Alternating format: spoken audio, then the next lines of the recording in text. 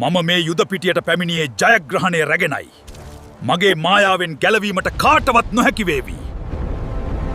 දෙපාර්ශවයේම රණබෙර සහ හක්ගෙඩි හඬින් මුළු ලංකාපුරේම ගිගුම් දුන්නාය. යුද්ධය නිල වශයෙන් ආරම්භ. ලංකාපුරේ සෙබළුනි සූදානම් වන්න. කිසිම සතුරෙකුට අපේ පවුරෙන් ඇතුළට යාමට ඉඩ නොදෙන්න. හනුමාන්සිය දැවන්ත ශක්තියෙන් ලංකාපුරයේ ප්‍රධාන ద్వාරය බිඳ දැමීමට උත්සාහ කළේය. ජය ශ්‍රීරාම්! අද මම මේ මහා ద్వාරය කුඩු කර දමනවා. රාවණාගේ සේන්පතියන් සිය දියුණු යුද උපක්‍රම මගින් වානර සේනාවට ගිනි ඊතල වර්ෂාවක් එල්ල කළහා. කව විදින්න! මුළු අහසම ගින්නෙන් පුරවන්න!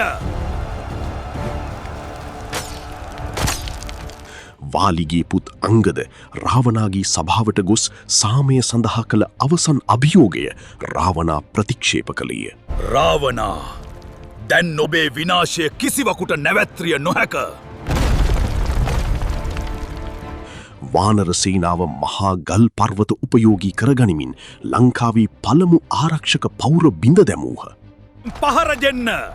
දොරටුව බිඳ දමන්න!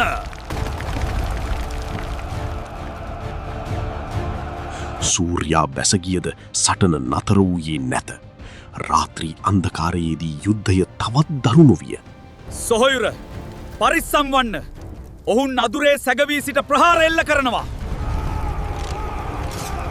සිය මාලිගාවේ ඉහළ සිට යුද්ධය නිරීක්ෂණය කරන රාවණා රජු සිය මීළඟ මහා ප්‍රහාරය සඳහා සූදානම් විය.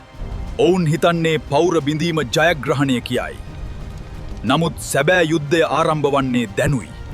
රාවණාගේ බලවත් පුත් ඉන්ද්‍රජිත් යුද පිටියට පැමිණ වානර සේනාව මන්ත්‍ර බලයෙන් අඩපණ කළේය. මම මේ යුද පිටියට පැමිණියේ ජයග්‍රහණය රැගෙනයි.